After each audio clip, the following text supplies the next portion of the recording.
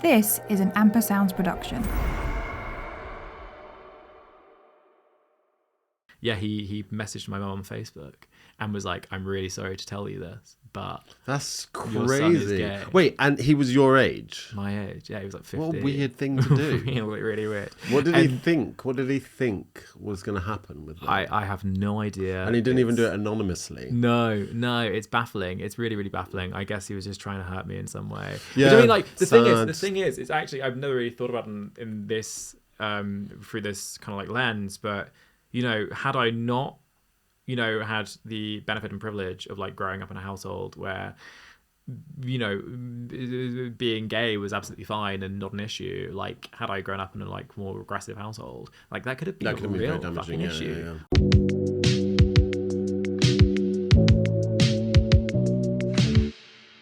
Welcome, Jack King.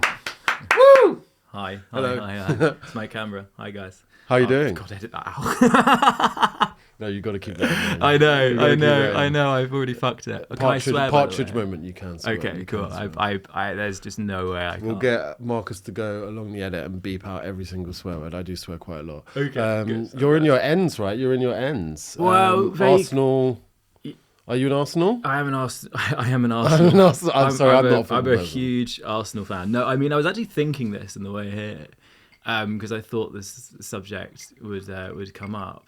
And I was like, am I a North Londoner? Am I an East Londoner? Because I've lived in East London for 5 years. Yeah. But then North is like, I feel like such a kind of like association and relationship to this kind of, you know, Finsbury and you know, and all that. Like, because of the Arsenal. They didn't know we were here. Because of the Emirates. Yeah. Oh, sorry. No, I'm joking. Okay, keep that under wraps. But then also, you know, when I was at university, I was in South, I was in Lewisham and New Cross, so I've been kind of all over the place. I just generally consider myself a Londoner. Have you ever lived in West? I've never lived in West. Are you from London? I'm not from London. No, I'm from Winchester originally, which is in the south. Okay. It's kind of like the closest like noteworthy place is Southampton. Okay, that kind of. So it's like area. Southampton, Basingstoke, Eastleigh, Winchester is the kind of like the main four places in that area. Why did you support Arsenal? Why do I support Arsenal? That's a great question. Because I didn't get into football until I was like 16. And you know, a lot of that is to do with homophobia. A lot of that is to do with the fact that I wasn't really comfortable in any kind of like sporting environment when I was younger. I was like, when I was growing up as a teenager, I was a bit of an outcast at school. I was kind of chunky. I had friends, but like I had a very like, you know, a small kind of friend group. We were very, very close knit. And I just never felt like very comfortable around like the kind of like the sportier kind of athletic types, and football I kind of associated with that. I mean, that's an interesting time to get into football, because Yeah. that was like the time, by that time I had got out of football. Really? I grew up in a football family, big time football so family. interesting. How come that happened at that point? Well, it was my friends at school. Some of them were actually big football fans. They supported Reading, of all teams. At the time, I think it must have been in the Premier League. And then when I was 16, kind of went to college. I think it was around the time of the 2014 World Cup. I remember really distinctly watching the infamous Germany-Brazil game, where Is that when it was like 8-0 or something like that? 7-1, yeah. And I think in the semi-finals of the World Cup that Brazil were hosting. So like, you know, national trauma, all that kind of stuff. Terrible time to be David Luiz. And I have no idea what that means. it was a centre back. I'm pretty sure he must have been playing for Brazil at the time. Also Neymar, but I think Neymar was injured for that game. Anyway, tangent aside.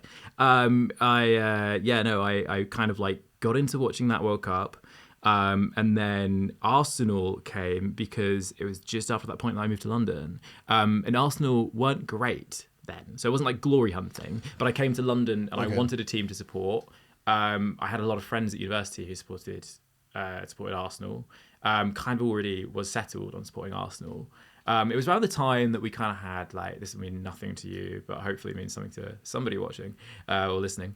Mesut Ozil, Alexis Sanchez, Aaron Ramsey, Jack Wilshere, who was the... I recognise that name. Jack Wilshere, like, Can you bring him up? Can you bring up the team from 2014? The Arsenal team from 2014, Well, Wilshere had this, like, was amazing. But is that the one that everyone fancies with the legs? Yes. Grealish. Well, no, that's Jack Grealish. Oh, but okay, Jack Wilshere also was fit in my view. Oh my God, David Ospina, Hector Bellerin. Oh wow, I haven't looked at this team in years. Francis Coquelin as well, who was amazing for like 6 months and then just dropped off. But no, it was this kind of team that got me into it, and it became like my primary obsession. That one's fit on the top left. Who's Hector that? Bellerin. Bellerin was in fact very fit. He's really cool. He plays for a Spanish team now. I think it's Real Betis. Fact check me on that. But he's kind of an environmentalist. He's really progressive. Is he the one that's like left-wing, got long hair now? Did you see Mamdani in New York? You won. He went on. I can't remember. Was it Adam Friedland? Yeah, the Adam Friedland podcast. Yeah. And he got him a clip of Hector Bellerin being like, "Congratulations, man! Like this is so cool," that kind of stuff. And I think Ian Wright did one, right? I saw that one. So it's that guy, and he obviously looks very different at this point because he's got like a mullet and a moustache and stuff. Still incredibly handsome and gorgeous, but so in a different way. Being a gay football fan, is it kind of like, are you a overshadowed, oppressed group? Like, how do you feel? Do you feel kind of? Do you feel I don't unique, know. special and different? How does it feel? Oh, so unique. I don't know. I think there's a lot of misconception, both in the kind of footballing world and in the gay world.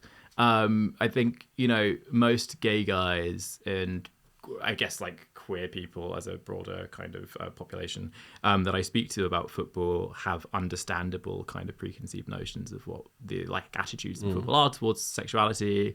It is still like, for all of the change, the systemic change that's happened and kind of like the institutional change that's happened within the different clubs and everything over the last 10 years, there have been a lot of initiatives to do with like inclusivity, that's to do with queerness, it's also to do with disabilities, it's also, like a lot of, minority groups, but specifically when it comes to like gay people and queer people, there have been a number of initiatives over the last like decade, like the Rainbow Laces movement, which you might have seen something to do with. It was like a collaboration with Stonewall, and I remember like around that time, actually 2014, that Arsenal did one of the first kind of collaborations with them. There's this really funny video you can still find on YouTube, where it's like all of the players being like, "It's not my fault that I'm X or Y."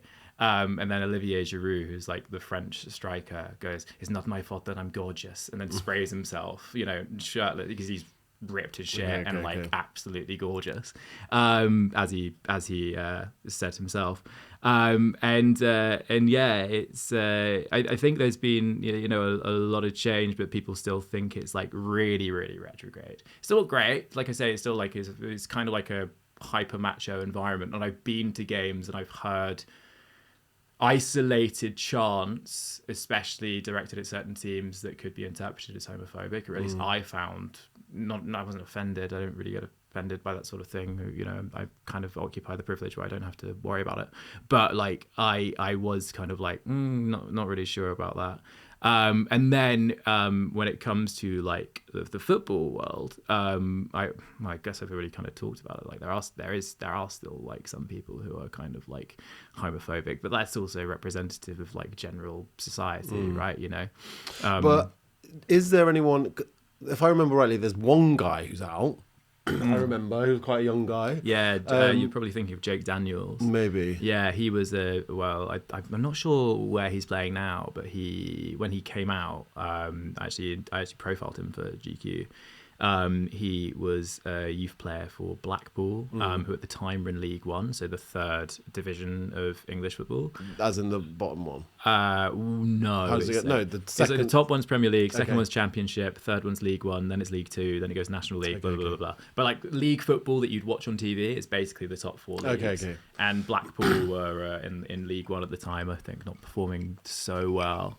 And I'm not sure what has kind of like come of him. Is he the only one in the UK? Not the only one. And I'd be kind of hard pressed to think of any other specific names. I think there is an out gay player in one of the lower leagues in Scotland. Again, fact check me on that. There's also another player called Josh Cavallo from like an international perspective.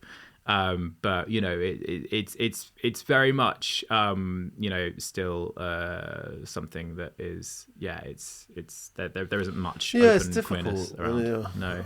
I wonder what is, because there's definitely more there. Obviously, we know that. I've thought about this a lot. There are the kind of like the social questions and the social pressures and stuff. There was again, I'm kind of like going off memory from when I've done this research previously, and I'm talking like years ago really now. But I'm pretty sure that the government commissioned a report called Homophobia in Sport, and one of their findings was that like while homophobia is less present on in the stands and within like kind of like football at a professional Premier League level, like you wouldn't, I mean, they wouldn't typically go into a changing room and find like a professional player who would like actively espouse like homophobic views, although there have been examples. It's more like the youth level. There's like there's kind of like casualized homophobia, like with kids who are just coming through. So that would go some way in explaining why there isn't an openly gay player in the Premier League now, or an openly gay player in one of the top leagues now. Because if you're queer and you're a kid, you kind of get put off at that early level, right? Or you are conditioned to repress it as much as possible, and then either you treat it as something that's entirely separate to your footballing identity, and then maybe come out after you've finished your career. Some players have done that. Again, I'm kind of blanking on names, but like there are players definitely have done that. There are so many different questions in there. I also don't think, or at least I wouldn't imagine that it's the same kind of like proportion of gay players as we'd see in like wider society. Well, like the stats are usually assigned to somewhere between like 2 and 5 or 6% of like of the UK or the US, describe themselves as LGBTQ plus in some way. I don't think that we'd have like the same kind of ratio within the Premier League. I think it would be like it would be like a much smaller number. Fair enough. I would because of those social pressures and things like that, like kind of like pushing people out early on or pushing out queer players early on. But I'd also still be like very surprised if like there wasn't at least a couple. I do think sometimes that sports, and like, come on, I haven't played proper sports since like 13 or 14 or something like that. You go to the gym and everything. Well, I go to the gym, but that's like solo. Do you know what I mean? That's like solo. But like sports, being in a sports team, there's something very intimate about it, and it's like a bunch of guys. So you're also, there's physical contact. There's that joke about men come up with elaborate rituals to be able to touch each other. Do you know what I mean? And so there's a lot of kind of homoerotica around it. So actually, if someone is actually gay, that goes from being a joke in a game to being like a bit too real. So it's like maybe that's where it comes from. And then like men all together is very like, there's bravado, there's macho-ness and all of that stuff. Like which is why it's fun, playing, because I play for a gay team. I play for a team called Stonewall FC. I should say I play for the 4th team, which is the lowest tier team, because I'm not very good. But I thought you were like, did I not see you were like managing someone? I was managing one game over the weekend. I'm also captain of the team. I was very happy to be so there's voted with that privilege. Teams of Stonewall FC. Of Stonewall FC, yeah. So the first team. And how many in each team? What players? It's like 12? No, somewhere around 15 to 20 probably for a squad pool for each team. I mean, it varies completely, and I don't want to speak for any of the managers. So there were like 80 homosexual football players. Well, the group chat for Stonewall's Five-a-Side session on a Thursday has something like 140 people. It's predominantly queer or queer identifying. There are quote unquote allies. I don't really like the term allies, but there are. Why not? What is it? Is it just I don't know. I just find it a bit cringe. Okay. Yeah, I do. I also think it's a bit like inadvertently alienating sometimes. I think that like if a straight person wants to involve themselves with like queer activities, queer spaces, things that like I as long as it's like respectful. Yeah, I don't know, actually. I don't see a problem with it personally. Well, I don't see a problem with it, but there is something, and I wonder what it is about me, but there is something that when when I hear, right, you've got a gay football team or a queer football team, and like there's some straight guys in it, I'm kind of like, why? What are you doing here? Well, I guess You it know what I kind mean? of goes from person to person. Like, again, I don't want to like speak. I don't want to air out anybody's like personal lives or anything like that. But like, one player who comes to mind has like two mums. Has lesbian mums. So it's like some kind of adjacent to like the queer experience. My best friend. I don't think he might mind me talking about him, but because I've known him for 25 years. A guy called Tony is the manager of my team. There's no nepotism there. I promise. He came to the club afterwards.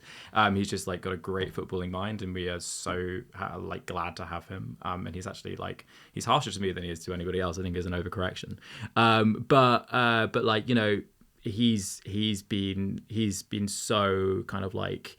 He's embraced the kind of like queer scene so much as part of my coming out journey, as part of my kind of like my own activity on the queer scene and stuff. And that extends to Stonewall. And now he's like one of the most kind of like, admired and respected players and kind of like teammates and participants within the club because he gives so much of it. So much of himself to it. So in that case, it's like, well, fantastic. Yeah, I mean, and it's like, as long as you're kind of like, there is still that ratio of queerness, or like the predominant like ratio of queerness, I think, because I think that's important to kind of preserve. But if it's an inclusive space, and I think that's kind of go both ways for the most part. So tell me more about this team, right? Is it a full league of gay teams would you play against? Yeah. There's a full league of more, gay. No, there's more than one. I didn't full know that league there's of this gay many. teams. Okay. Yeah. In like England, UK, or whatever. In the UK, yeah. So the league that we play in is called the LUL, the London Unity League. We actually play in the second tier of the LUL because we're so good. And it was second of two tiers. That was the joke. And I think that's 7 teams in there. One of them is another club that I'm kind of associated with vaguely because my flatmate plays for and kind of like does a little bit of management for them called East End Phoenix, and they're gorgeous people. All of the teams basically are full of like gorgeous guys, both like physically and also spiritually. There's a team called So Tigers. There's a team called Titans who are based in Clapham. So you got like all the Clapham gays who play for Titans basically, it's a great kind of like diversity of queer football guys basically. So there's 7 teams in LUL2. I think there's another 7 or 8 teams in LUL1, and then there's like a nationwide league called the GFSN. I'm actually not sure what that stands for, but it's called the GFSN. And that again is kind of like inclusive and queer identifying teams from Manchester, from I'm sure Liverpool, from Brighton, from just Southampton, like just from all over the place. So it's crazy. It's an entire like another world. I don't want to call dibs on the eventual screenplay, but or the TV show that somebody writes about it. But just if anybody has any ideas, don't take it from me. Wait, isn't there? What's that play? Oh, wasn't there a gay football play? And I'm pretty sure Russell Tovey was in it. Was it? He was in a film, which I think that was an adaptation, which was called Pass or something. Maybe it was some kind of like double DL, entendre. That kind of thing. I didn't see it, but yeah, I didn't. I don't know why I'm so shocked that there are so many gay football teams. In my mind, it's kind of like trying to get 6 guys together on a Sunday. Like, please, guys. There are loads of us. Yeah. There are loads of us. But like. I don't see why there wouldn't be. Yeah. And I guess there's loads of reasons why people would join a football team. Yeah. I don't know. It's strange. So I've only been playing football for like 4 years. For 4.5, 5, something like that. Who's counting? I don't think at this point that I would play for like a predominantly heterosexual team, or in like a predominantly heterosexual non-inclusive league. Do you play each other? Do you play? Do you play in a general league as Stonewall? No, so with the Stonewall 4th team, which is called the Stonewall Unity Devs, we play in the LUL2. So we play against other inclusive LGBT teams. And yeah, I don't think that I would like jump over to a team which was like, you know, in a predominantly, you know, for want of a better, I don't want to say normal, but you know, kind of like I mean, straight, I don't really mind. league, General, you know, general I don't want to get team, cancelled. whatever, yeah. Although I'm sure I've said 3 things already that can get cancelled by somebody on Twitter. But yeah, no, it's I would find that to be, I think, too macho of an environment. Like, I think that the LUL and the LL2 and like the gay teams we play already like physically robust enough. Yeah. I'm already kind of limping on my right foot because on Sunday we were absolutely clattered by a goalkeeper. And as much as I enjoy a bit of physicality, which is again, not an innuendo. Okay. Sure. Is there drama? Is there like people who like get with each other? Is there like boyfriends who break up? Do you know what I mean? Do you have all of that? This is material for the screenplay. You don't want to share it. Well, we'll know when it comes out. It's I mean, trying to think of what to expose about myself. There has been drama, but also, you know, within Stonewall there are people who have met and are now in romantic couples, you know, monogamous couples, you know. You know, it was like Tony, the guy I was talking about, my best friend, it was his wedding recently. I think there were 3 couples from Stonewall who attended, all gay couples, cute. Which is really sweet. And I think, well, one of them met through Stonewall. The other 2 were players, less managers, who brought their partners. But it's, you know, it's pretty broad actually. So there's and then there is also drama to another team because I've broken up with X. Well, this is it. I just don't shit where I eat. Okay. You know, I'm cautious. That's very measured of you. Well, you know, done. It's kind of like if there was somebody I kind of fancied and they wanted to join a gay football team, I'd just be like, well, you know, Phoenix is pretty great. Don't come and play for me and let me captain you. Well, speaking of gay football theme, I've got a friend of mine who says that when he wears like a football top to a gay bar, he finds it easier to pull. Really? Yeah. That surprised me. I mean, like it's kind of like a symbol of like I'm giving macho masks, you know what masculinity. I mean? Yeah, absolutely. Yeah. I can totally see why that's hot. It's not usually my thing, but I can, like, personally. Do you find a difference in watching women's football? Because it's obviously become more popular, and I know a lot of gay guys who I know don't really like watching male football. Yeah.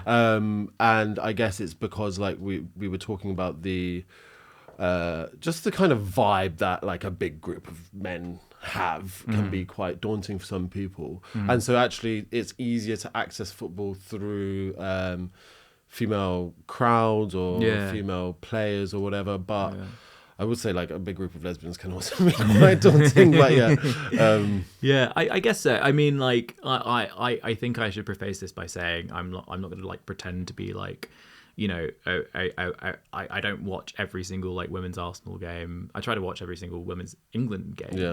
You know, but like I don't want to be one of those people who's kind of like virtue signaling and being like, oh, I'm a huge women's football fan. I like it enough, and I you know, and but I've never been to a game personally. I think the thing I'm told often is that like you go to the Emirates for like a women's Arsenal game, and it's a lot more inclusive environment.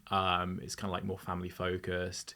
It's less kind of, like I say, like kind of like aggressively heteromasculine and like macho, and like I think the chants are like a little less aggressive and like kind of like, because they can get pretty like, I think the crowds can still get pretty like, violence too extreme a word, but can be like, I think aggressive is just the way to put it.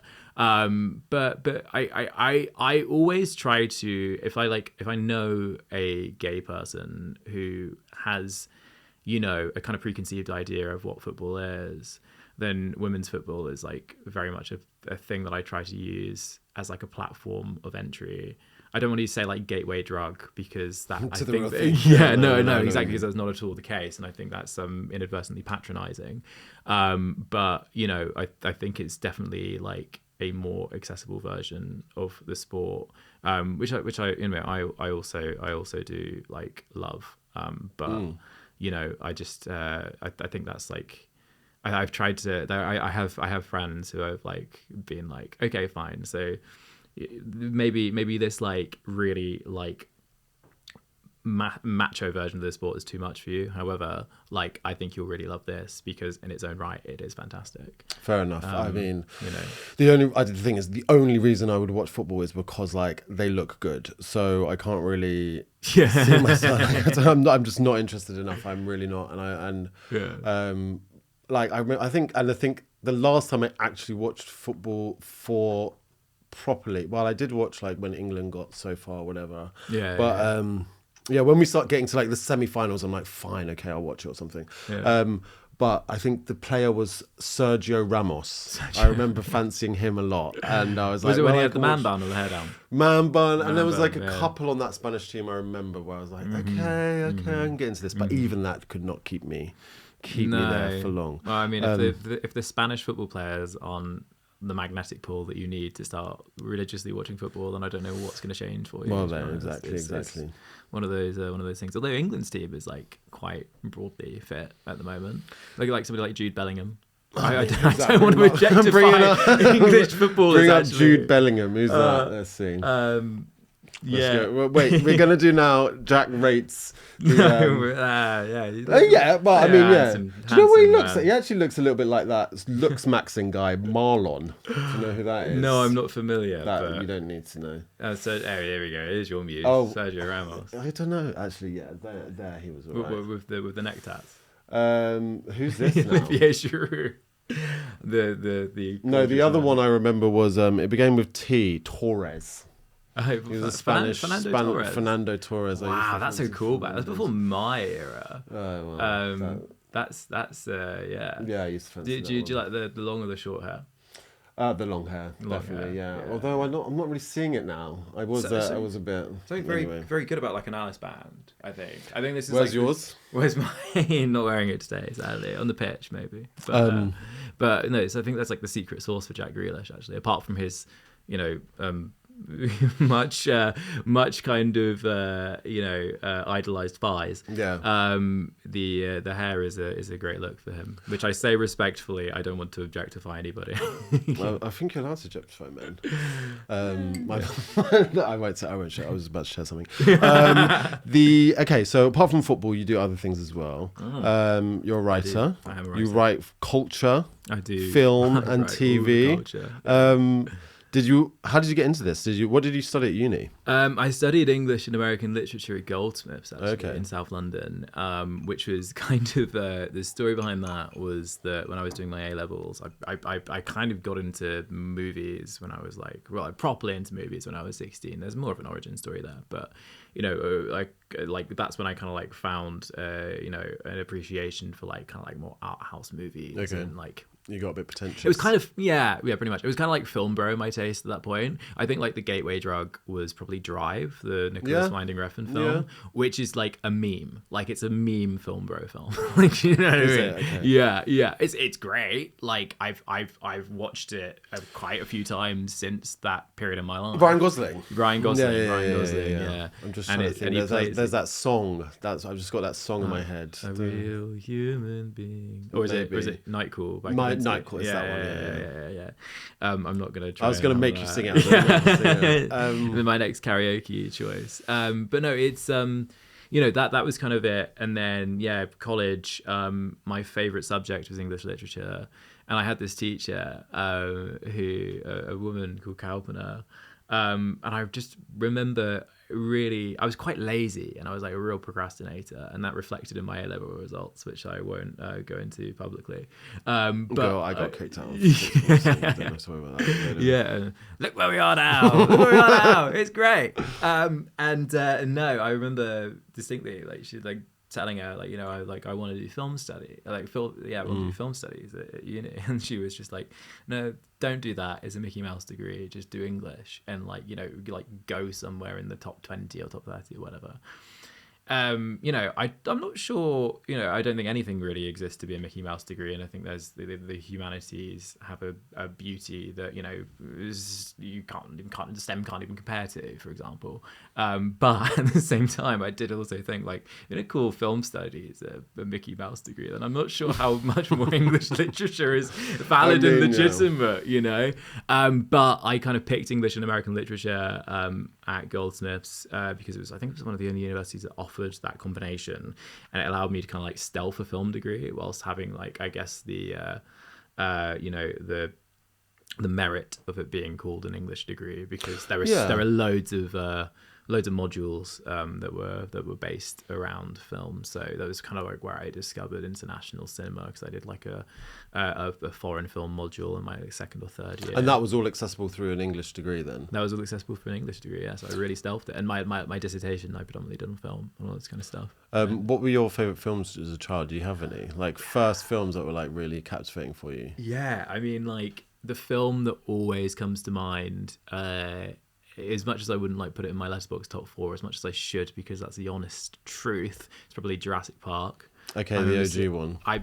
Because I wanted to be Sam Neill, Laura Dern, Jeff Goldblum, Richard Attenborough. That's the right. I mean, that is a fucking great film. Incredible movie. Yeah, it's one of Spielberg's best. I mean, Spielberg was so good in that period of time. Incredible. Especially for children, capturing children's imaginations. You know what's crazy though? The same year he released Jurassic Park, he released Schindler's List. Really? Yeah. Both from the same year, and then I think he won the Oscar in 1994 for Schindler's List. Fact check me again. But we're gonna put lies. He's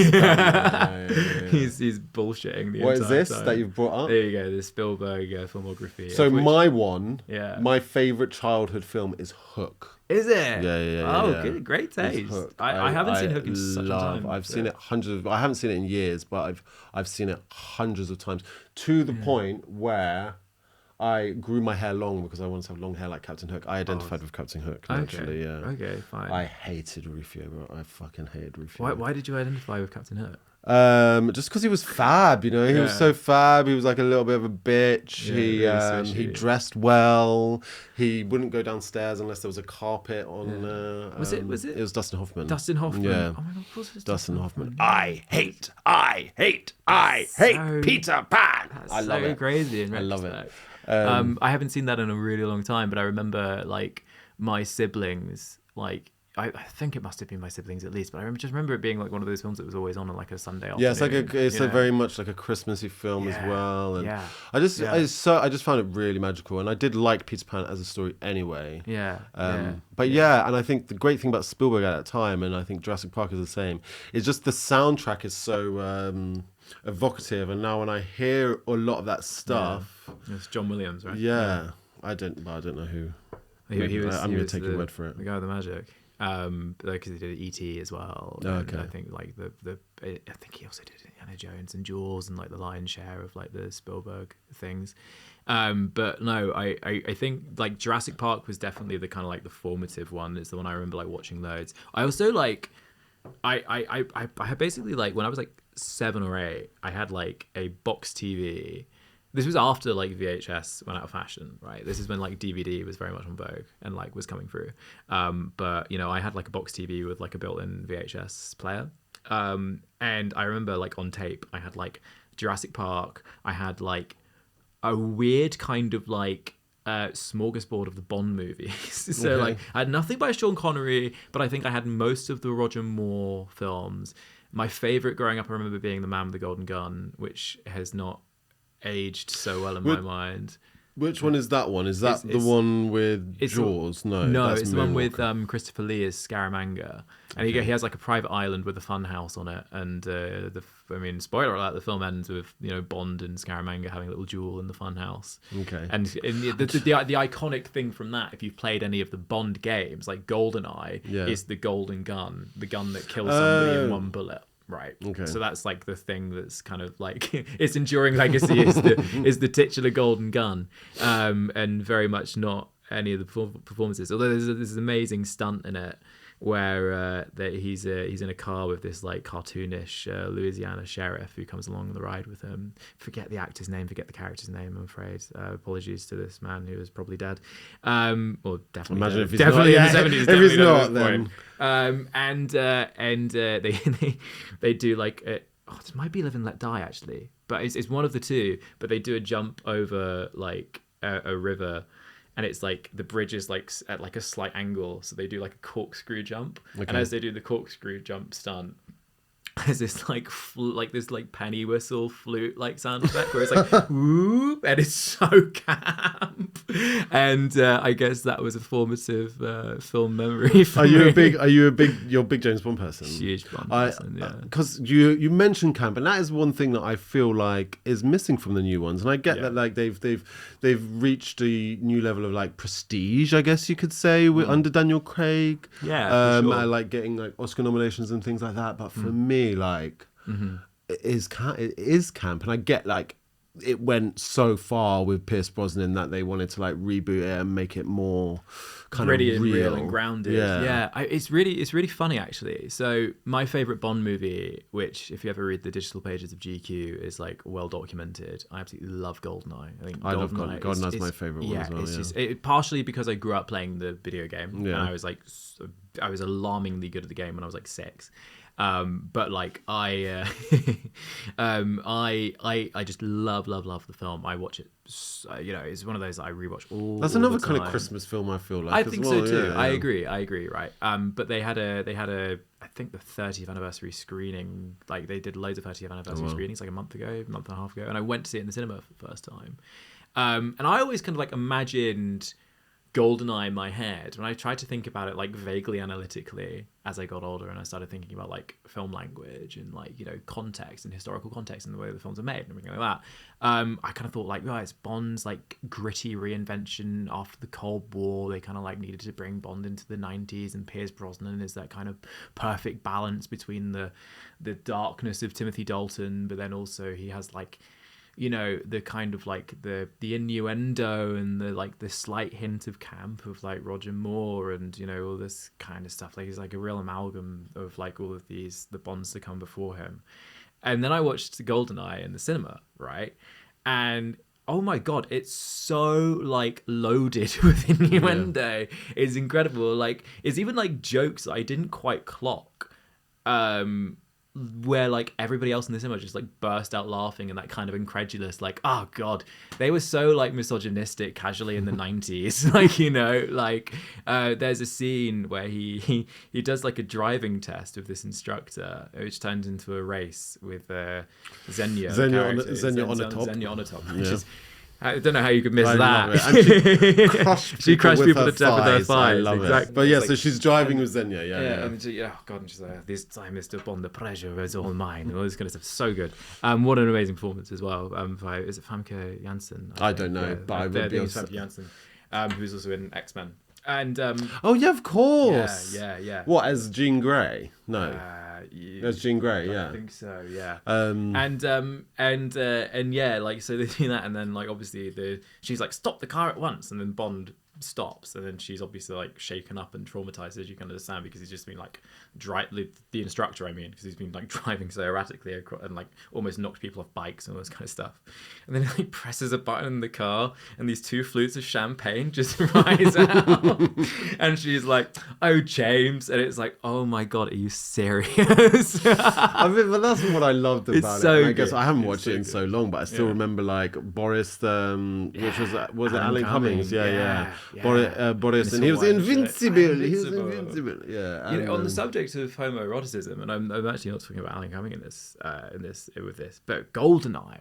Oh my god! Like when it comes to like homoeroticism through the lens of kind of fraternity and fraternal relationships, like Sean Bean and Pierce Brosnan, like 007 and 006, Trevelyan and Bond, like they have like this kind of like agonizingly homoerotic tension between them. I think maybe it's wishful thinking whenever I watch it. Oh no, keep going, elaborate on your theme. I don't know, it's just like it's I don't like they I don't know, it's really hard to go any further than it just kind of like looks like that they've explored their bodies when you watch the film. Well, you maybe watch like soldiers, you know what I interactions. mean? These soldiers, they're out there like in the middle of Siberia. Again, this may indeed be wishful thinking. Wishful I'm thinking, sure it wasn't the well. intention of Martin Campbell or the screenwriter when they did it. But no, GoldenEye is the kind of another formative film experience for sure, and one I return to all the time. Do you have a favorite? Theme? Like Bond theme? Oh God, that's so good. Such a good question. I do. That's what I'm saying. Mine is Die Tell me Another yours. Day. Tell me yours. Because Die Another Day. I love Die Another Day. Maybe that's just because my age. I was at the time where it was Madonna's. Yeah. That era was hitting me correctly. It is definitely the best thing about that film. It is the best thing about that film. Because I don't like and Die Another Day. I obviously I love GoldenEye. I obviously like Goldfinger. All of those, but like I saw Madonna in her last tour. Yeah. And like I was like, Die Another Day was great. She performed Die Another Day? She performed Die Another Day, yeah. She did not perform Frozen, No, but she performed Die Another Day. Yeah. I saw Madonna. Was it the Celebration tour? It was the one that was at the O2. Yeah. I saw her at the O2 as well. I don't think that she did Die Another Day for me, which is heartbreaking. Really? I mean, but it was kind of weird because she was late a lot. Yeah, she was so late. She was late, and then just like breaking the curfew. And she got like apparently it's like 10 grand a minute or something. You get fined. I don't know. Yeah, but I was really upset because she was there with the black, with all the like the desert theme, and then she did not do Frozen. She did another song. I can't remember what she did. It was another song from that album. Yeah, it was Rain. Rain. She did Rain. Yeah. But it was really really good. I did good. But yeah, go on your themes. My themes. Okay, so.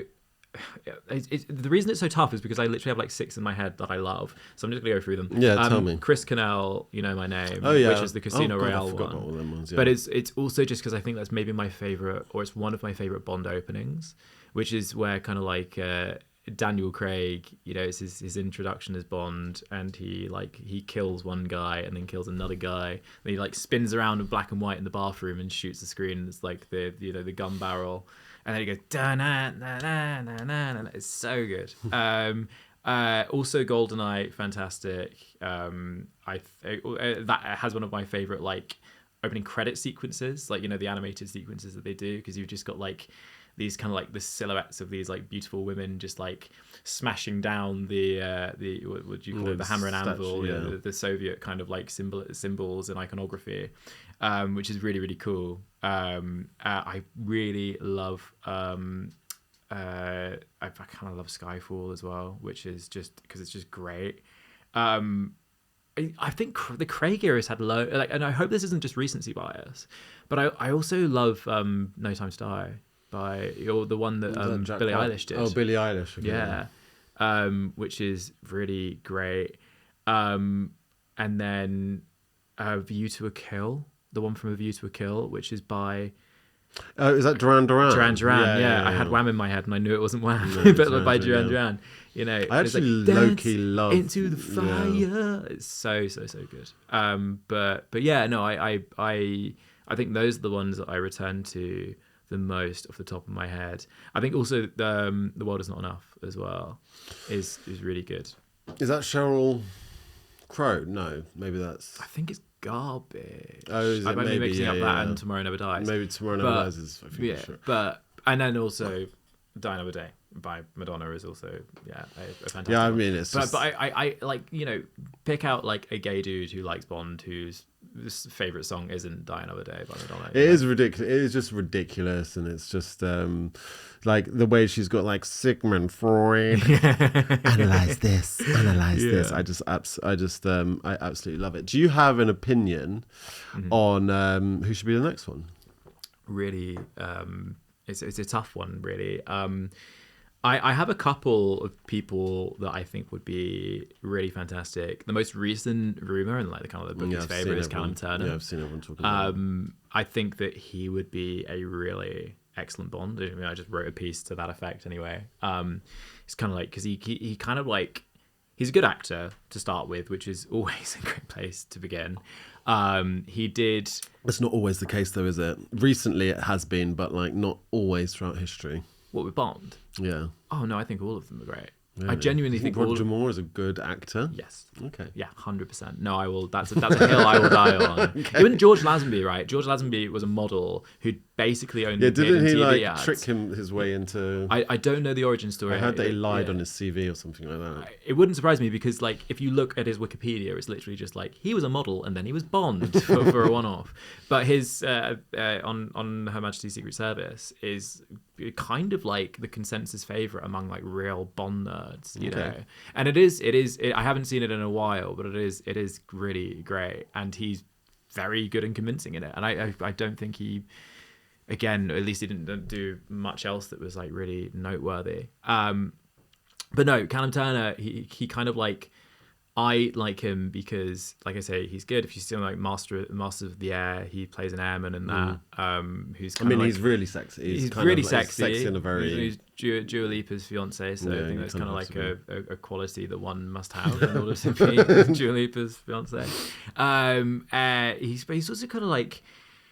He's got this like kind of like dark broodiness, which is similar to Daniel Craig in my view, where he just seems like he just has like this kind of like in his roles. I mean, I don't know him as a person, so I can't make that assessment. But like, he just kind of like seems like he has this kind of like darker interiority that he's kind of hiding behind like the beautiful kind of like handsome edifice, and that to me suggests a kind of like enigma quality, or like a slight mysteriousness that I think Bond really needs to have. Pierce Brosnan has it 100%. I mean, Daniel Craig, it's like his entire thing is Bond, is like which then kind of like lent itself into being like broken and traumatized later on in the series. But at first, like Casino Royale, like it's the fact that like, you know, he's this like, you know, incredibly charismatic and sexy guy, but then there is also like, there's just something going on behind the eyes.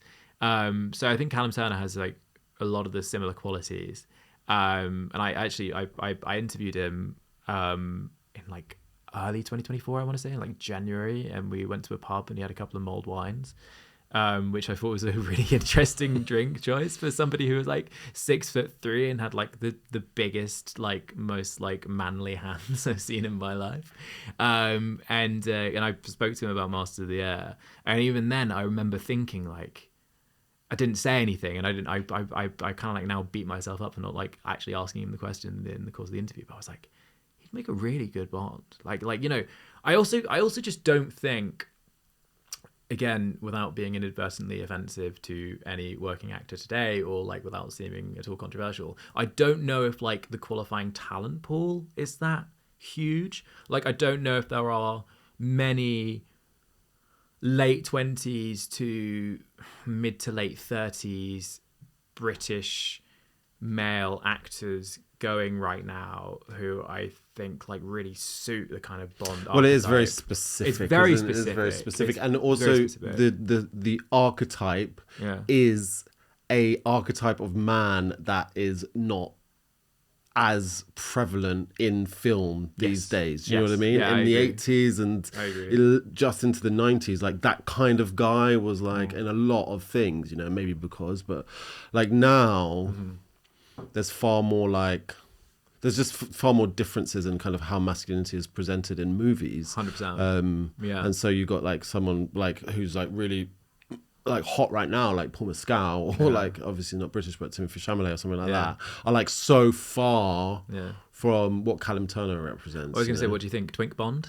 Twink Bond.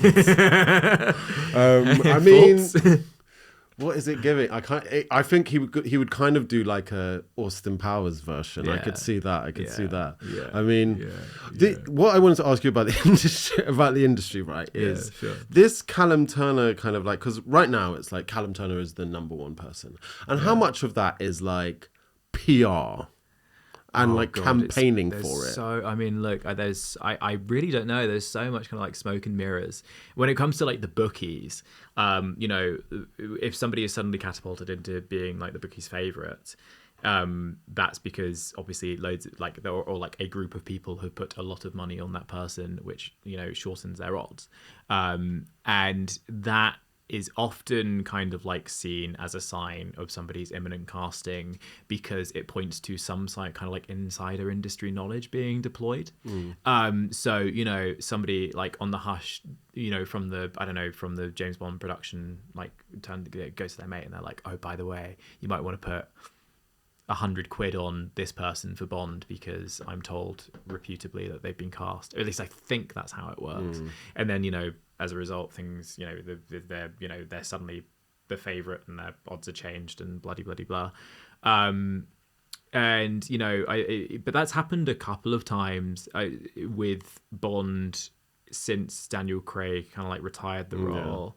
We've seen other favorites who have come through, which is based on like there's also like reporting that's done by the tabloids. I remember like Aaron Taylor Johnson, who was considered like the major favorite for a while.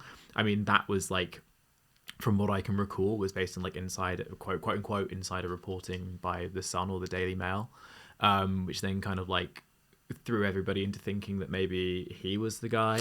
There was a report in Variety earlier this year that kind of placed Tom Holland, Harris Dickinson, and, I saw that.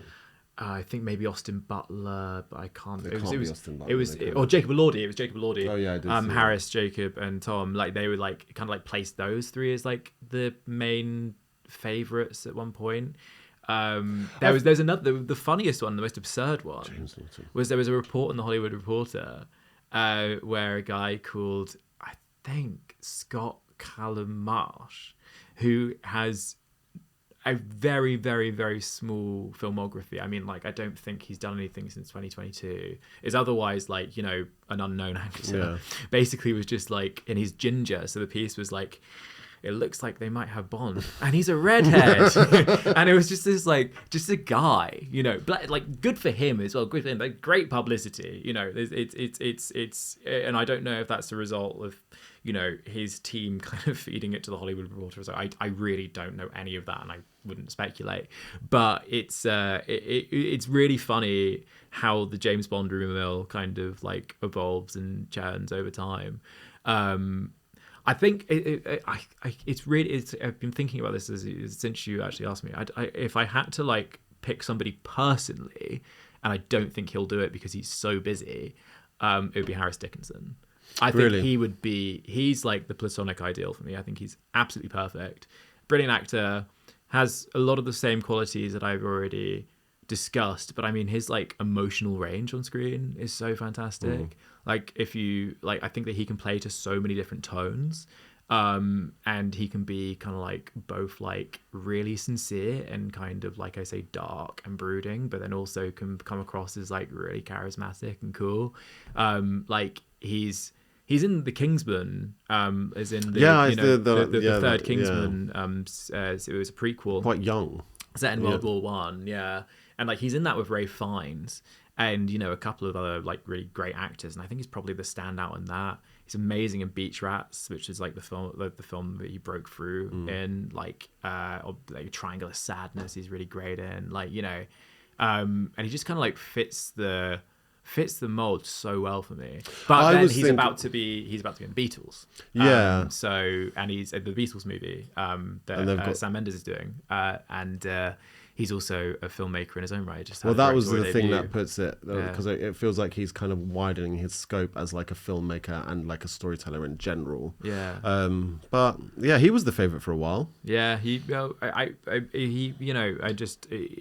terms of like qualification for the role, in like my personal preference, I think he's like so far up there for me. And I also think as much as I think his fame and public profile kind of maybe disqualifies him at this point, because he's Harris Dickinson. Not Harris Dickinson. I'm going to somebody else. Because he's done GQ cover, he's done like magazine covers, like kind of like writ large. Jacob Elordi, I think would also be fantastic, but arguably too like globally famous at this point. Also not British, Australian. But there is a precedent. There is a precedent for Australian. It's kind of like, and then but then also it's British and Irish, isn't it? Really. Yeah, exactly. But very true. Very, I very mean, I do like Jacob Elordi quite a bit. Yeah. I think he's like. Who would be your pick? Do you know what? I actually don't have a strong enough opinion on it. I can't lie. I will accept. I think about it too much. Every time I read one of your articles or something, I'm like, Harris Dickinson is favourite. And I'm like, oh yeah, he'd be great. And then it's like, oh Sure. yeah, he'd be great. Like, that's me. Like, with James Bond, like, I'm not that invested. Well, I think about it too much because like my one of my ongoing projects at GQ is like this like massive long list of like the Bond candidates basically that we update like once every like 3 or 4 weeks with like the latest. So like I spend like at least an hour a month basically doing all of the requisite research. What do you think about a gender swap or a gay Bond? Oh, that's good question. I think that a gender swap. I mean, I think that a gender swap risks being a little GQ has said patronizing. I think that I align myself with the argument that you should like there should be a new kind of franchise invented which centers on a woman that kind of person, in that kind of genre space. Because I just think it like it would. I do think it changes the character provocation of it as well. Like, and I think that it would feel kind of. Not exploitative. I think maybe that's the wrong word, but like it would annoy enough. Like it would basically just feel like it's there to annoy the gammon, and I think that would like take away and distract from the performance and from the film itself. I do think it's fair that it does change the character to such an extent that like not being funny, but kind of like being a womanizer is part of James Bond's character. But like I do agree that why can't because it didn't used to be so contentious to have female leads in an action film like in the 80s and 90s. That was a thing, like Sandra Bullock, like Alien films and stuff like that. Whereas it would feel like a contention, and then you're putting somebody in the firing line essentially, and like maybe if the check is big enough. But at the same time, you know what? Like in No Time to Die, I think Lashana Lynch is so fantastic as like as Bond's kind of like protege. Comes in, I think I've seen the film 4 times and I'm blanking, but I think she actually does come in as 007 briefly because Bond like retires and like she's the, but that's different. That's a new character, right? It's a new character. That is 007. It is a new character. And then you've also got like a great action sequence in the film with Ana de Armas, who kind of like turns up in Cuba, and they do this. I think it's like one long take where like it's basically her and Bond dispatching like this like endless stream of bad guys, and they do it with like such style and poise, and she's maybe the highlight of the film. She's in it for like 10 minutes. So I would love to see like a Bond adjacent action franchise like led by Ana de Armas, but like I think that you would risk diminishing the work of the performer and the work of the filmmakers if you were to attach it to a franchise album, because it would be seen as so provocative. No. I do think it's heartbreaking with Idris that like he never had that opportunity though, because I think he would have fucking killed it. Yeah. And I would have loved him to do like the George Lazenby thing where he just does like a one-off, almost just to like satiate all of the speculation, and like it would be kind of fan servicey because like I think there genuinely was like quite a popular consensus. There was, there behind was an appetite it for him. like, and I think you could be very easily like justified. Like even with like the people who would like be fucking racist about it and be like like Bond can't be black and all this kind of stuff. It's like no, I think that that there's not an issue in terms of like race blind casting with Bond. I think that gender is a slightly different thing. And which is why also like I'd love somebody like Damson Idris to be in the running. I think he would be a really amazing candidate for it, and he would actually be in my top 5. But like it would have been so cool because there's different things you like even with him being slightly older. Well, it's like Idris in his like early 50s, late 40s, somewhere in that area. Maybe. Like, I think you could play with stuff to do with him being a bit older, but then again, kind of just did that with like the last Daniel Craig movies. So it's tough. But you mentioned earlier about like gay Bond, right? I kind of think that also wouldn't be maybe like an explicitly gay like or exclusively gay Bond would be controversial and like again wouldn't happen. But you know, like the Daniel Craig era is like wasn't there a bit of, with, wasn't there like, loads of, queerness. I did. You know, like the innuendo in Skyfall with like Javier Bardem, where he's like, like I think Javier Bardem like rubs his thigh and he's like, "What makes you think it's my first time?" You know, this kind of stuff. Or in Casino Royale, he spends like 5 minutes of that film getting like whipped in the ballsack with like a piece of rope by Mads Mikkelsen. He's going, oh it's tickling, you know, this kind of stuff. He's being tortured, but like, you know, there is still that kind of like homoerotic kind of undertone there. Well, the idea that an alcoholic who travels the world has not done anything gay is absurd. Let's talk about queer cinema. Because you've written a lot about it. Obviously you like cinema, you're queer. Where is it at right now? How are we in a good space with it? Like obviously Pillion's just came out. Yeah, which I loved. Yeah. It's in really up there for me this year. I think, you know, it's queer cinema is in a great place. There's loads of it. What I've noticed, if there is a kind of emergent trend, over the last like 2 or 3 years, and this kind of like this is across media, right? This is like film and TV. It's like there's a lot more kind of permissibility around showing quite graphic versions of like gay sex and gay sexuality. There was a show last year with Matt Bomer and Jonathan Bailey called Fellow Travelers, I believe, which was like set in the 50s around the time of the Lavender Scare. And I mean, they're fucking videts in that, and it's like pretty open, which is great, very hot, titillating, but it also drives the story forward as any kind of like great sex scene should.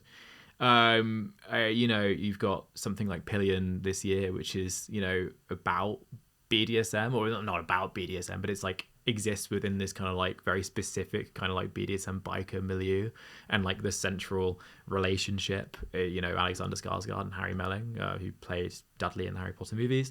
You know, they're in a sub-dom relationship, a very extreme version of a sub-dom relationship, where kind of like Harry Melling's character Colin isn't like really kind of initiated very well by Alexander Skarsgård's character Ray, who's like, I think people in the BDSM community have kind of like, if there has been any criticism for the film, because I think broadly it's been pretty well received in those spaces and by that world, because it is very authentic. You know, there have been kind of like, he's a really bad top and a really bad dom because he just kind of like throws him into the deep end. It's like there's I don't want to spoil too much of the film, although when this comes out it'll be like in the new year, right? Yeah. So like, it would have been out for a couple of months now. It might be out in in cinema still. I don't know. Yeah, that's cool. You know, like they're, you know, but if you don't want spoilers, no, just skip this next like 2 minutes or whatever it is.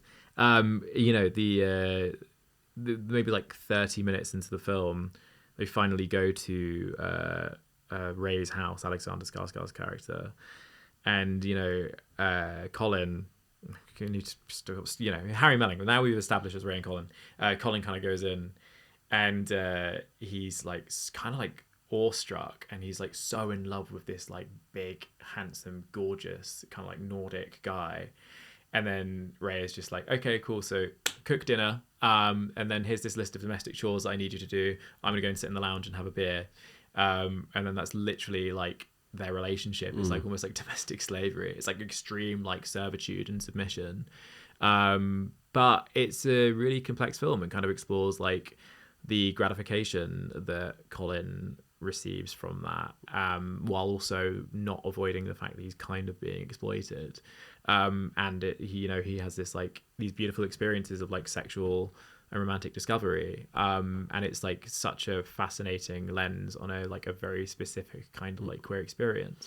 I feel like I haven't heard those criticisms, but I feel like that was more real in that this was a new guy. This was like his first real experience in a gay relationship with somebody he was like into. He was stepping into a world where his world is very boring. He's smothered by his family who are like very nice and supportive. He's a traffic warden by day. Yeah, which I absolutely loved. But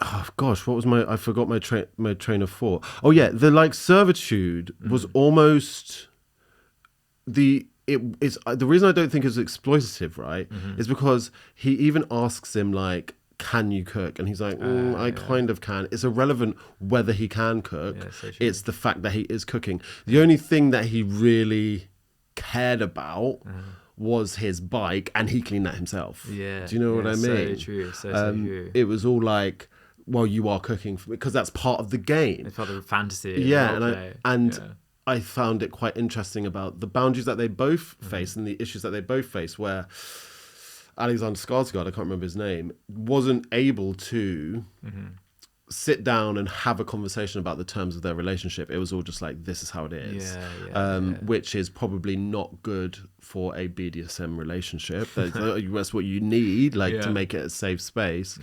And I guess that's what Colin learns, like what he actually likes and what he doesn't like.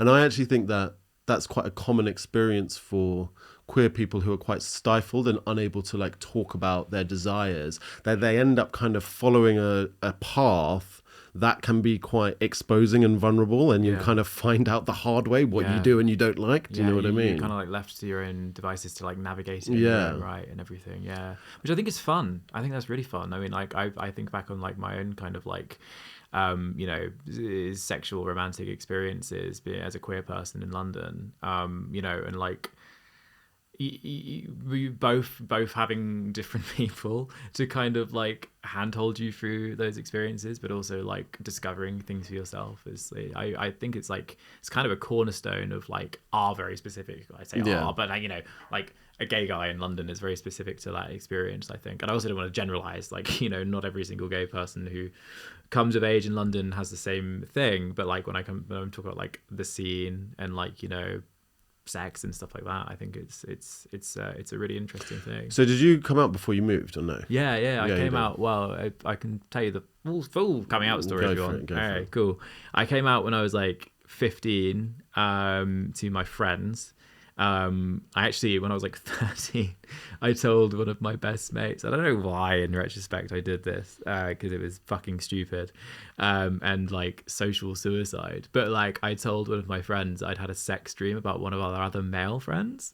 I have no idea why I told him. You were like testing the waters? You're like, I guess so. I mean, like the logic really doesn't follow to this day, but I kind of thought I was bisexual or bi-curious. I was kind of like weirdly fine and at ease with it, from that very first moment. I remember telling my brother that I thought I might be bisexual at that point, and he was just kind of like, he made like a joke about it, and then he was like, yeah, you're cool, whatever you want. Like, is that an older brother? Yeah, older brother. Yeah, my brother. That's Carl. Nice. He's about 11 years older than me, so he's 40 right now.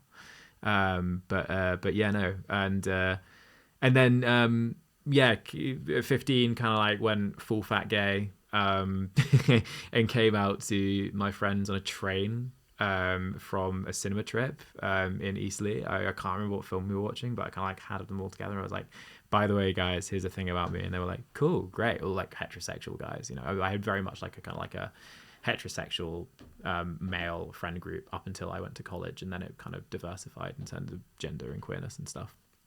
And then that was kind of that for a little bit. And I remember like coming downstairs one day at home, and my mum was just kind of like sat on the sofa, and you kind of like already tell like something wasn't quite right. And she just kind of like looked at me, and I was like, you okay? And she was like, I think you got something to tell me. And I was like, ooh, okay, sure. And then I don't think I actually said anything. She was just like, it's so okay, you're so fine. And I was like, I was really blessed to have that experience. But it turns out that somebody else from my school who did not like me, and I didn't like him to this day, I don't like him for good reason. Not that he'll ever listen to this. But he messaged my mum on Facebook and was like, I'm really sorry to tell you this, but that's your son is crazy. gay. Wait, and he was your age? My age, yeah, he was like 50. What a weird thing to do. Really weird. What did he think? What did he think was going to happen with that? I have no idea. And he didn't even do it anonymously. No, it's baffling. It's really, really baffling. I guess he was just trying to hurt me in some way. Yeah, which, I mean, like the thing is, it's actually, I've never really thought about it in this through this kind of like lens, but had I not had the benefit and privilege of like growing up in a household where being gay was absolutely fine and not an issue. Like, had I grown up in a like more aggressive household, like that could have been a real fucking issue. Yeah. Like, I could have been made homeless. It's like a logical extreme end. And that has literally happened to queer people. But he was very quickly, I think, kind of like ostracized by most of the people at my school because they found out, and they were like, this is my memory at least. I remember doing like a Facebook status where it was like, so obviously like the news is out now, but like, and then this person, I was like, this person, told my mum, and unlucky for him, she's totally accepting and blah, blah, blah, blah. I was like really rubbing salt in the wound.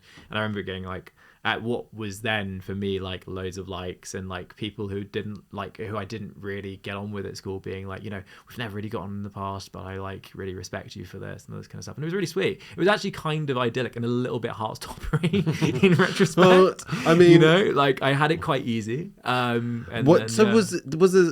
fascinated by this guy. Sorry, get him on a podcast. What's he got to say for himself? No, like, so was he dealing with his own things? I'm sure. Yeah, everybody has stuff they deal with. But I mean, like his own sexuality. No idea.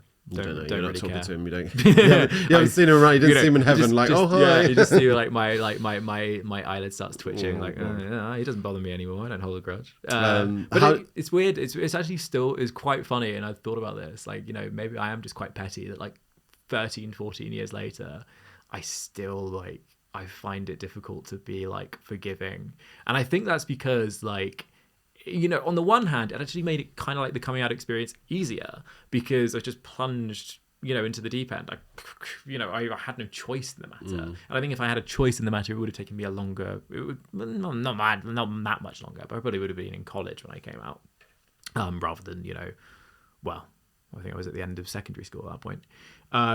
But it was more that it kind of like took away the opportunity to decide and to choose. Yeah. But I do like what you said though, because I do think that at this point, and I get that the world is still a dangerous place and it's different people are in different scenarios, but at this point, maybe taking away some of the gravity of coming out would be good. Yeah. Yeah. Like I don't even know. Like, this is a good question. Do you think like people like Gen A? Is it Gen A? Is the one after Gen Z? The one that are like 10 now. Or something. Yeah. Like, well, maybe even like the younger end of Gen Z, do they still come out? I feel like such an old man talking about this. Well, like, I don't know. Like, it's tough now because we've had a kind of a whiplash, right? And we are in a. It's people are. There's a concerted effort to make it not okay. Yeah. And it's had a few years, especially of being for trans okay. people. Yeah, especially for trans people, and I don't know. I just watched a interview. Piers Morgan went on Tucker Carlson's show. And do you know Tucker Carlson? He's like the firebrand in America. Yeah. And he's now fully going. Who did an interview with Putin like 2 years ago? Right? Yeah.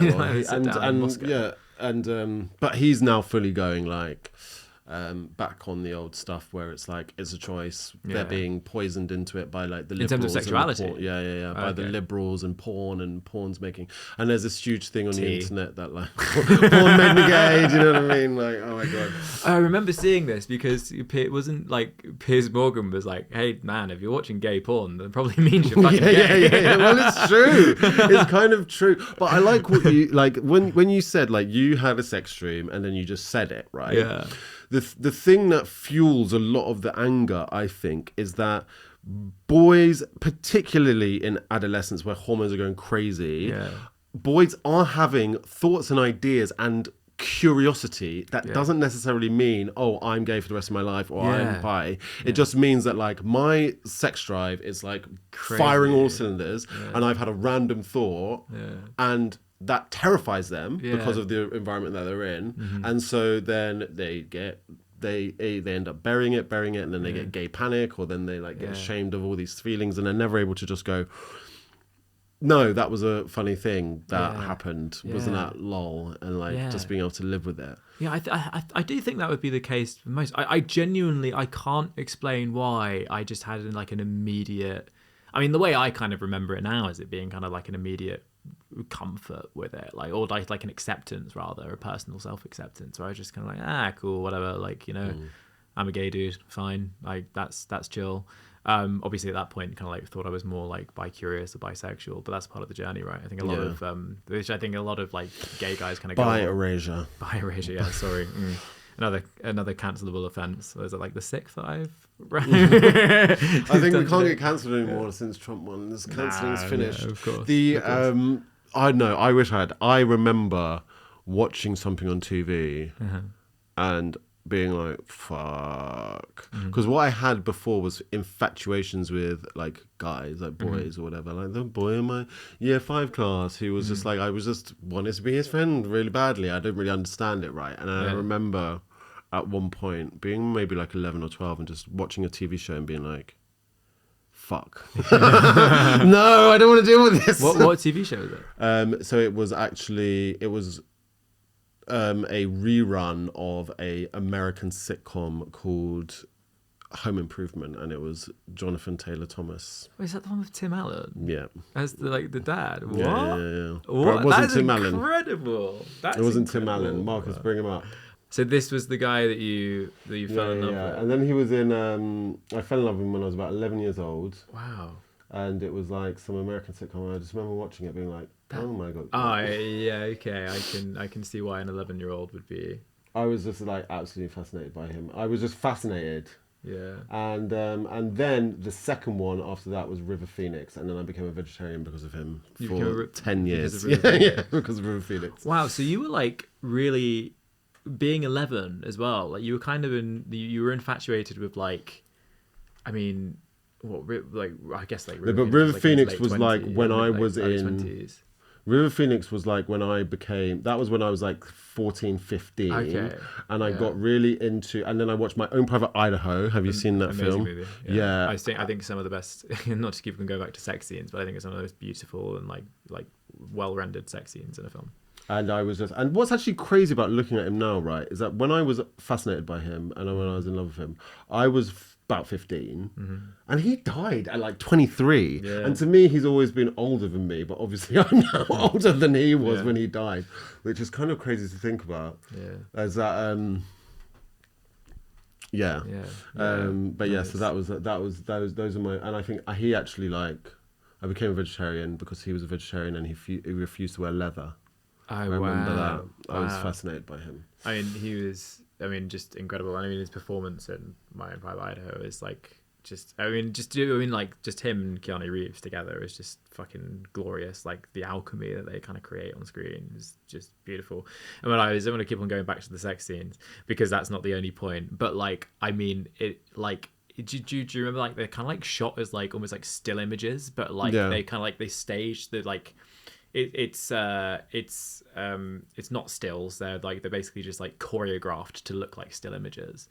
But there is just there's like an organic kind of like beauty to it that kind of like, because they like the sex that they're having is with Johns, right? It's like predominantly like it's kind of prostitution. It's like sex work, but like it kind of like it's just like there is something about like a real humanity to the sex and the connection that they have together, but also with like the person who's paying them ostensibly in those scenes. At least that's what I remember. I mean, I feel like I'd watch it back now and be like, well, I might actually watch it back again because I was like really, really fascinated by it. Yeah. What was the like early experiences? Do you know what I remember I watched around that time as well. Yeah. I don't even know if this is it porn or was it, who was the Joe, do you know Joe D'Alessandro? No. And he was in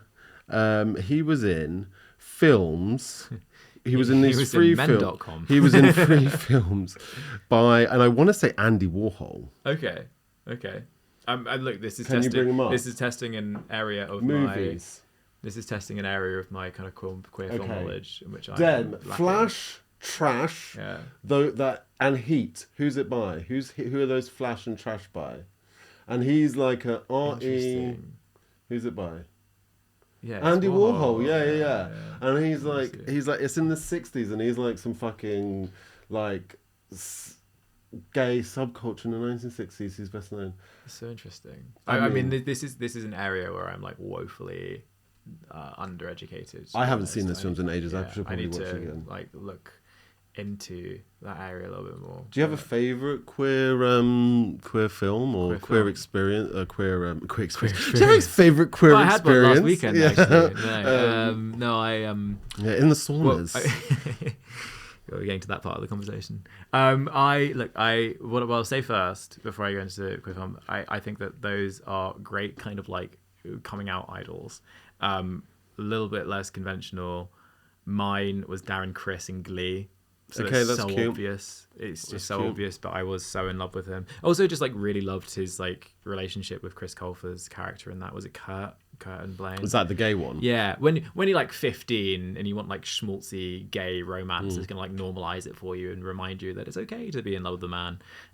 It's really, really beautiful. But in terms of queer cinema, again, this changes all the time. The most embarrassing queer cinema statistic that I have personally is that I've seen Call Me By Your Name over 30 times.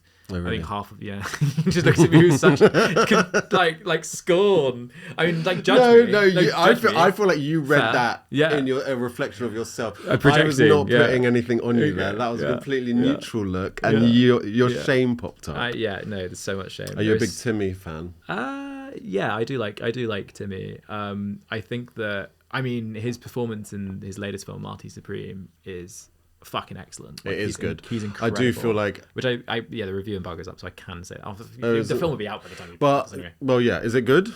Oh, fucking amazing. Everyone's, because they popped articles up. Yeah, and the the problem is reviews are big. it feels a bit like PR. Because I've been bitten... but we'll go back to Timmy. But like, you know, The Rock was in that Smashing Machine, and everyone's like, "It's an Oscar. He's going to win his Oscar. He's going to do it." Then the film went out. It flopped. Hi, including me. This is Oscar play. It should have been though. Like it should have been. There's just like this year we have a uniquely stacked, race for Best Actor. You kind of like got Timmy. You got Leo. You kind of like you did have Daniel Day-Lewis kind of like going around for Anemone, but like I think he's kind of like fallen out of the running now. There's the actor from the film The Secret Agent, which I haven't seen, who's kind of in the running. There's just basically like loads and loads and loads of performances where I think in like a more an ordinary year, I think The Rock would kind of get in there as like the fifth nomination. Do you know what I mean? He wouldn't quite have like the renaissance that like Brendan Fraser had for doing The Whale, but like he would absolutely be in there. And I personally love that performance in The Smashing Machine because it's not only like a personal reinvention. He's not just like doing something emotionally and like so deeply human that we haven't really seen The Rock do before on screen. It's also just like so incredibly committed. The word that people like always use for these performances is transformative, which is a cliche, but like this is like genuinely literally like you're watching it partially because of the prosthetics, but it's also because of the physicality that he embodies. It's also because of like, again, like the kind of like the emotional range that he deploys. He's doing stuff that you wouldn't expect The Rock to do. Like genuinely you're watching some parts and you're like, I don't recognize this guy. Like this ain't the Scorpion King. You know, like this isn't fucking the guy who's hanging off buildings in what was it, like San Andreas or whatever. What it was in. You know, he's been in plenty of those movies, or Jumanji or whatever. Jumanji, yeah.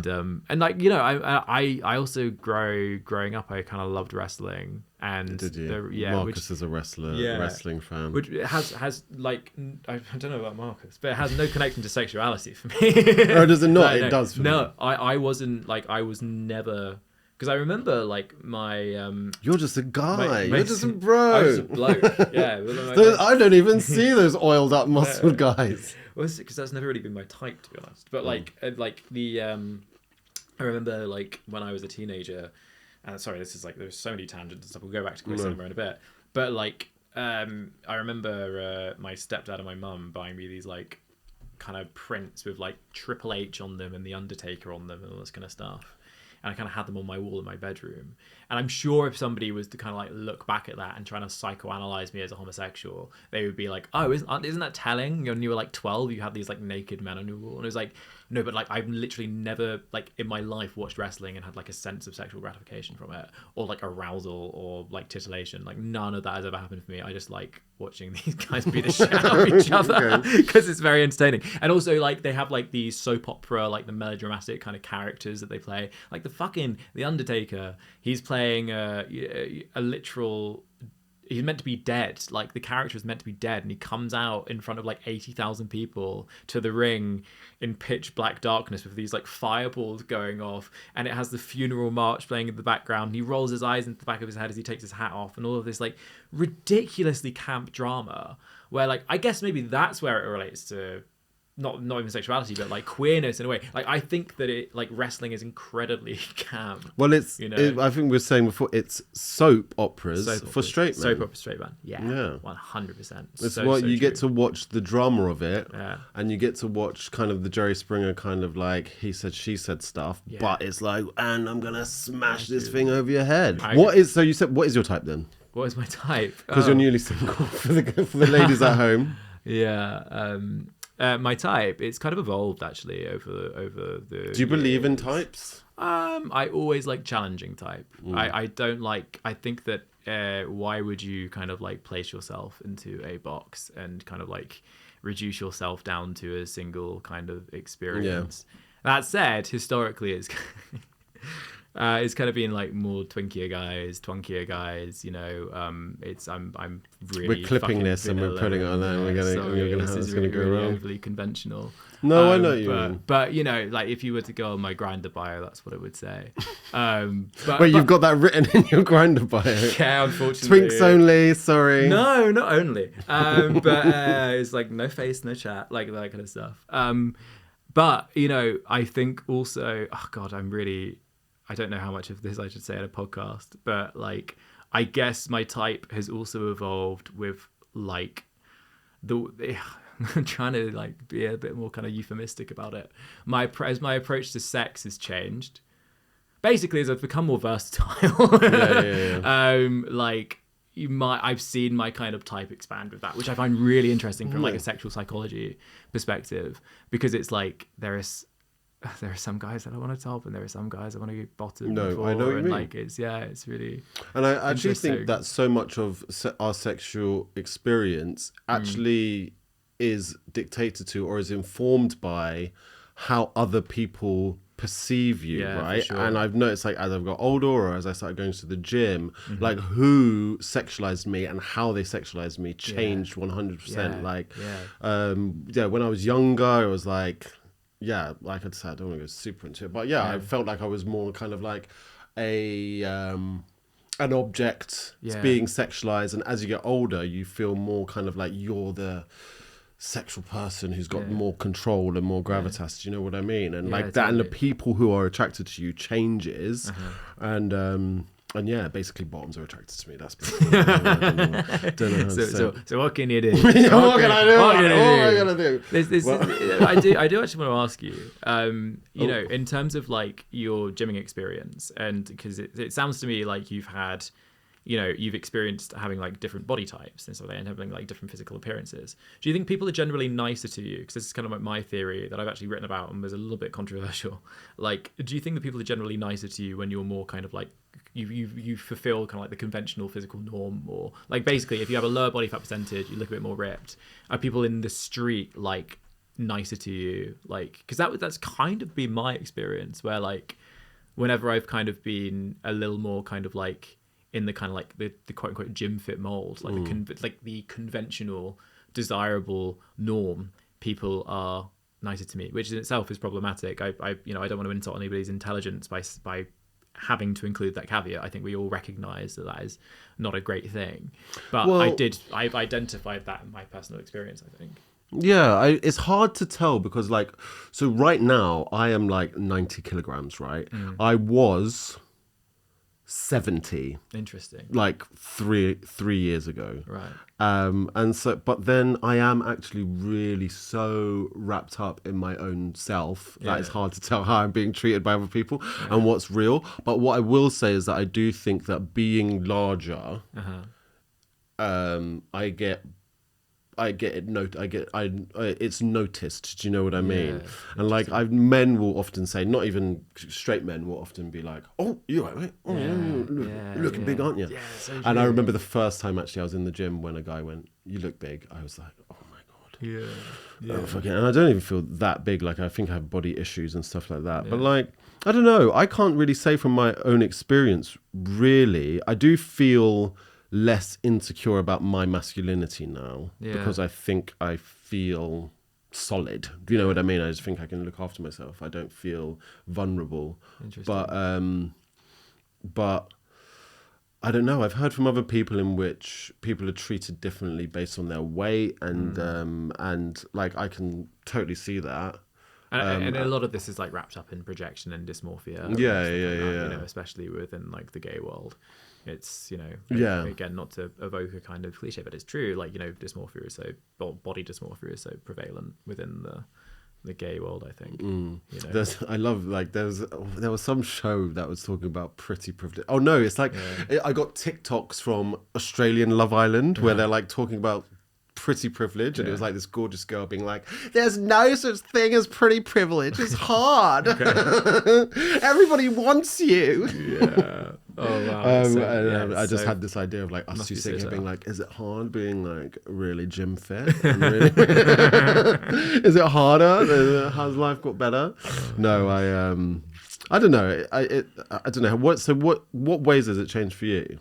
I mean, like, look, even like this year when I've kind of like gone on the gymming journey and stuff, like I think my body image has fluctuated so much, which is why like I've kind of identified it more as a trend, because it hasn't just happened once. I mean, I also like, this is very much wrapped up in the fact that like when I was younger, I was much larger, you know, like, you know, I've kind of always had body image somewhere present in my mind, be it, you know, as, you know, associated with my sexuality, or like, you know, my memories of being kind of larger, chubbier, however you want to put it. I think that it's really strange. It's like the most like menial kind of like, or like low level like social interactions. It's just like sometimes you just like notice people are just like a little bit like more polite, or like a little bit more like, you know, be more attentive in like a shop or something like that. And the thing is, I've had this conversation with a lot of people now, and some people who have been like, oh yeah, I've really noticed that people are just like weirdly nicer to me when I've been on like a diet, or like I feel like, you know, or I like I say, like I occupy a more conventional beauty standard or whatever. Well, I don't know. I think I found the more I train and go to the gym, the more I have to be careful about my body image and how I look at it. And like I got into a period where I reached like 95 kilograms. I think you might have seen me doing this, where then I went on like a really restrictive 1,000 calorie a day diet and was losing half a kilogram a day, and was like fucking like and I like, and not only is that like physically unhealthy, I think it's so mentally taxing. Yeah, and then I was like trying to run like 10k, and then I was like on like 1,000 calories. It was, and I have to like realize like what I'm doing and what I think I'm achieving, and like I've got all kinds of. But there's also like, you know, the thing is the realization that like it's a really difficult one with like calories in, calories out, and with like calorie deficits and apps like MyFitnessPal and stuff, because there is like, on the one hand, I completely accept that it becomes very unhealthy very quickly, and for a lot of people can be a triggering behavior. But then there's also a scientific basis behind it. Like if you want to like a cut, you know, like as in like a gym cut, the basis of that is just like restricting your calories, right? And I think that you kind, like, for me, the way that I find it helpful is like calculating it, is by tracking it in an app or whatever. And I've had like quite a few people who have said to me like, you have to be really careful about that. You have to be like really aware, like, you know, like it can be kind of dangerous. You can like entering like understandably like eating disorder territory and this kind of stuff. But I think as long as you have an appreciation for that, I think as long as you're like regularly checking in with yourself, and being honest with yourself that like it's not becoming a toxic or unhealthy behavior for yourself, like you kind like there is an element where you kind of do have to do that if you're pursuing some kind of gym goal, I think. And it also works conversely as well. If you're trying to gain weight, if you're trying to gain muscle, when people are in a bulk, so when I've been in a bulk, I kind of do the reverse. I'm still tracking my calories, but like, and I'm tracking my macros, the protein I'm consuming, the carbohydrates I'm consuming, all of those things. But like I just go the other way, you know, like I go like 500-600 calories into a surplus, and over my basal metabolic rate, and then, you know, that's just kind of how it does it. But at the same time, like I totally accept and like get why it would be, you know, like I say, like I don't want to use a reductive word like triggering, but would be difficult for somebody, because I think you have to have like a really honest grasp on it, and you have to be really honest with yourself. I think that's the way that I've managed to balance it, and even then I don't know if I've done it. I don't even know. Then I don't know if that, like, I can't honestly say that it has at any point where I have done it. Like, it obviously is like wrapped up in so many different ideas of what your body image is, and you know, it can be, yeah, it can quickly become obsessive. And I think my cue has become like, if it does become obsessive, that's a point to like take a pause and like think about what I'm doing there, you know. I think the goals have to be realistic, sustainable, and reality based, right? Yes. And like the goals can't have anything to do with how you feel when you look in a mirror. Yeah. Because that changes depending on what is going on inside your head. Yeah. It also changes with compared to like who I'm getting attention from at any different time. Do you know what I mean? Like sometimes I can wake up and I feel ugly as fuck. Sometimes I can wake up and I can feel like $1 million or whatever. Yeah, and really this person who's woken up is the same. What's changed is inside of me. Gratitude, yeah. Whereas like because conversely, like the way out of an eating disorder is to have a planned meal that you stick to. So like the problem that I had what I was doing earlier this year was like I felt overweight and I wanted to feel not overweight, and so I was restricting my diet big time, and I was losing weight really quickly, and I felt like I was doing something. Really, I was losing muscle as well, right? Whereas like if you've got a sustainable goal and your goal is something like I want to be able to run 10k in 2 months time or 4 months time. Mine is primarily football fitness. Yeah. Vanity is also fun, but I mean, like, football fitness is the key thing. And there's all kinds of crazy stuff, like people restrict their diets and then try and run loads, which fucks up your hormones and shit like that. But it's all a learning curve. But it is about like you've got to stick in reality, and it can't be vibes based. It's got to be like sustainable and healthy, and not about how you feel. Have you ever had a nutritionist or a PT? I had a PT that did my nutrition, and I just wasn't going to eat it. This guy had me eating like fucking 200 grams of broccoli in the morning, and do you know what it was? I'll be honest with you. The guy was online and he was fit. And he was like, "Do you want to buy a thing?" There's your calling card. Yeah, there you go. Yeah, you know what you're doing. Fucking there you go. Right, Jack. Yeah. Yes. We are almost there. Yes. Your final questions are: what have you had enough of? Oh yeah, you warned me about this. You know what? Again, controversial, vaping. You've had enough of vaping. I've had enough of vaping. Like, do you vape? I did vape. I look, I've kind of ebbed and flowed with vaping over the last year. I think over the last like 3 years, to be fair, we have a very on-off relationship. Like, I think with vaping, it's like, it's so easy to become hooked again, because it's literally just like, as a writer, for example, like I do so much working from home and I'm just sat at my desk, and it's so easy to just like for the vape to like be there, just sat there, and they just like, you know, there's a weird movement to be making, but like, you know, it's so easy just to chain it, and like it's just something to do. It's like a movement, it's like a habit.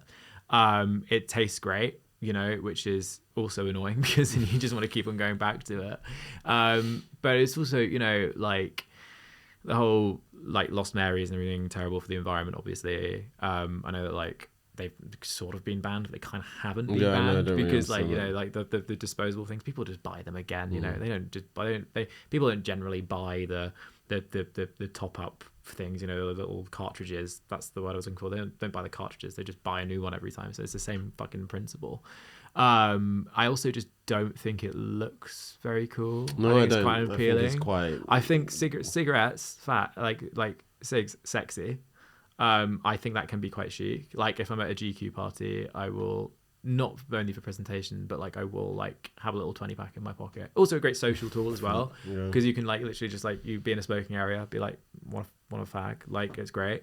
But no, vaping I will happily like leave on the kind of like the trash heap of, well, 2025 has been alright, but vapes, just like vapes, just generally just leave in the trash for sure. And what can't you get enough of? Okay, so I had like loads of things that came into mind for this. I think because we were talking just before about Spotify Wrapped, I said just before, like an hour and a half ago, about Spotify Wrapped before we start recording. I discovered, I mean, I'm not surprised at all, but like my number one listened to genre this year is heavy metal, which is really funny. And my most listened to song is a song called Painkiller by Judas Priest, which is like really quite heavy, like thrash metal from the early 90s. And I don't know, I've never really listened to Judas Priest before. So I basically Judas Priest, can't get enough of Judas Priest right now. Never really listened to Judas Priest before this year, as much as I was into metal when I was growing up. So like really into like Metallica especially, but Slayer, Megadeth, like a lot of other thrash metal bands. Judas Priest, British band from Birmingham, I believe.